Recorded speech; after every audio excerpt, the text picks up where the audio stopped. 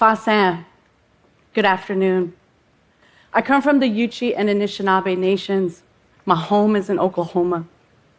I have been a community organizer for indigenous rights, environmental justice, and climate justice for more than 30 years. I don't believe that I'm old enough to do anything for that long, but here I am. I'm an indigenous woman who lives in the heart of oil and gas country. And what that means for me is that I am in a constant state of thinking about the environment and climate change. And so I want to share a few things that I know and have learned along the way in my work. One is we cannot rely on those who created the problem to fix it.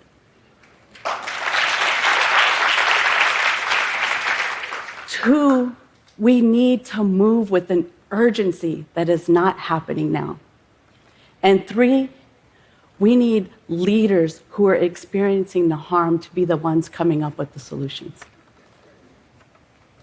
So it is clear that world leaders are looking for solutions to this climate crisis, but they are looking for them through a lens of the economy. And so that means they are moving with a casualness that doesn't make it seem like there's a real emergency. And they're also being sold then solutions that are basically band-aids and not actual cures to the problem. They're being sold techno fixes and market schemes that really maintain business as usual. And instead, we need to be thinking about what could be different. So I was recently at the United Nations Conference on Climate Change, COP26, that just happened in Glasgow, Scotland, just this past month.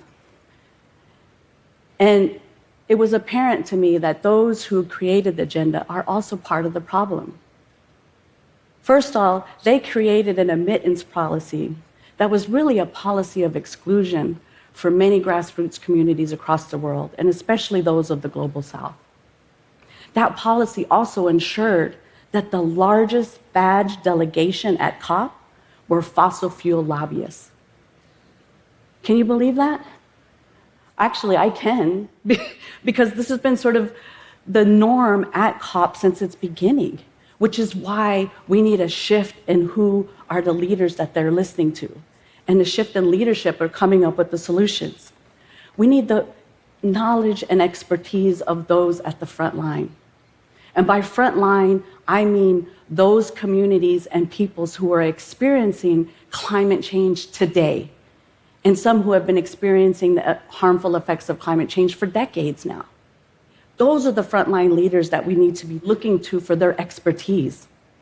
So I want you to imagine with me, if at that negotiating table at COP, if those who were dealing with the actual harms today were in that room and negotiating the solutions. What if the people who have been living sustainable lifestyles and in relationship with the land had been some of those folks in the room making those decisions? What would it have been like if grassroots leaders had been given significant participation in those negotiations? What would be different? Well, first off, this global climate conference would not have led with net zero as the solution to this climate crisis we're in. Net zero, not actually eliminating greenhouse gas emissions, but net zero being a sort of greenwashing of business as usual. It basically means that you can wash your hands of pollution in one community if you can afford to participate in a few offset programs. So, for example, you can invest in the continued existence of a forest in South America of indigenous peoples and their lands that should capture carbon. But it means then you are, in theory, obligated from the harm that you've caused a pollution at a facility in another low-income community, and very likely community of color in another part of the world. That's just wrong. And it just doesn't work. I mean, I know people, real people, I know their names and their families on both ends of the spectrum of the net zero spectrum. I know people who live at the fence line of harmful oil refineries who are polluting their communities. And I know the indigenous people who are farming the forests in Brazil. And neither of those communities are benefiting from these programs in ways that are building empowerment for their communities and building sustainability for their communities. And they're often pressured into these programs with little or no choice. So I want to try to explain the net zero a little bit differently in a way that might be a little more tangible.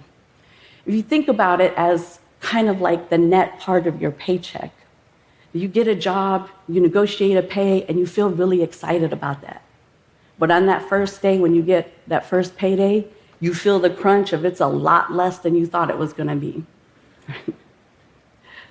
It's the same with the net zero emission targets, right? It sounds good on the front end, but when it all comes out in the wash, it's much less than what we need to have happen to impact real significant change right now.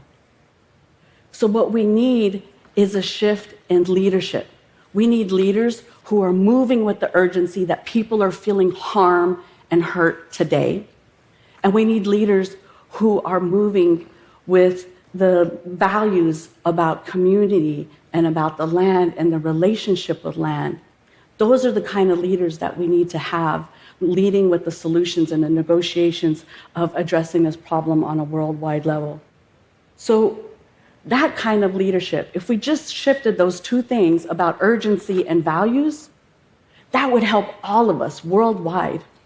Because what we need is a set of leadership that is going to do the work that we need to have done, which is to move away from dirty, extractive, harmful energy to solutions that are local, community-based, community-held, regenerative energy models.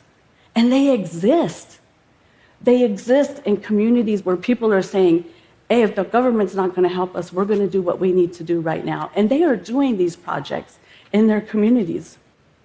So instead of investing in a carbon capture project that aims to put carbon pollution into the ground, a technology that's not been proven to really work and still puts communities at harm because it relies on the continued existence and construction of harmful pipelines that are dangerous, prone to leaks, and even explosions sometimes. And so, but these community projects are happening and they're having success. And I want to share a few with you. So in Richmond, California, between two cities and next to a major Chevron oil refinery that is spewing out greenhouse gases and other toxic chemicals into the neighborhood, community leaders worked with community organizations like Asian Pacific Environmental Network, Rich City Rides, Urban Tilth, and Communities for a Better Environment. And they took on Chevron to hold them accountable and won resources to build a solar farm in their community. They also built a bike co-op to encourage young people and others to bike in the city, and built community gardens to grow healthy organic food for themselves in schools. In rural Kentucky, a rural community who has long relied on coal to fuel their community, they've been organizing what Kentuckians for the Commonwealth and also created a solar project that is helping low-income families reduce their utility costs and created thousands of jobs. In the Four Corners area of Arizona, Native Renewables, a woman-led Navajo Hopi organization, is providing electricity from solar to off-grid homes, right? A community that has long been harmed by the devastating effects of fossil fuel extraction is now able to rely on an energy source that is clean and indigenous-led. After Hurricane Maria devastated the islands of Puerto Rico, Organización Boricua worked with local farmers to provide direct and immediate support to those communities by providing water, shelter, health, food, through weekly agroecological brigades and solidarity brigades, and they rebuilt homes and rebuilt farming infrastructure to make sure that they maintained food sovereignty. In Brooklyn, New York, in a highly industrial neighborhood of Sunset Park, the community organization Uprose helped lead an effort to create a solar farm, a first community solar co-op in the state of New York. It is an 80,000 square foot rooftop solar garden that, again, is providing affordable energy to the neighborhood and to small businesses as well. The fight against the Line 3 pipeline in Minnesota and other states has highlighted the amount of water that those types of projects have used. And it's caused a threat to the natural wild rice that grows in the lakes there. And so community people have worked to hold state and federal agencies accountable for water standards in order to protect their cultural preservation and the wild rice. And in New Jersey, Ironbound Community Corporation, along with the New Jersey Environmental Justice Alliance, has helped push legislation that has enabled the state to deny permits, any new permits, to already overburdened, overpolluted neighborhoods.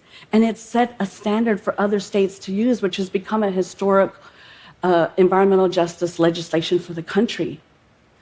These are the kind of solutions that we need to see happen. These are the kind of leadership that we need to see happen. And we need these solutions happening by the thousands nationwide and even globally, because these solutions are not only attacking the emissions at their source, but they're doing it by providing jobs and wages and policies that are addressing racism and colonialism and economic inequity. This is the kind of leadership we need. We need this dramatic shift to help us all, this dramatic shift in leadership, just these two things, the urgency in which we move and the values in which we move with. My grandmothers taught me that we need to have care, responsibility, and action when it comes to our community. And those are the kind of leaders that we need leading this fight. And if we are going to be serious about addressing this climate crisis, here are the steps that I need people to do. I need you to bring frontline leaders into those negotiating spaces. Bring them in. Ask them what's happening and the harms that are happening. Ask them what needs to be done. And listen. Hear them. And then invest and implement in exactly what they said in the exact ways they said to do it. Because those changes are the changes that are going to stop the problems that we're having and then stop the acceleration of the climate crisis. It's going to help slow down the violence of the storms and the sicknesses that people are dealing with conditions like asthma and others. And it's going to stop the continued drought and wildfires. Those are the solutions that we need to have happen.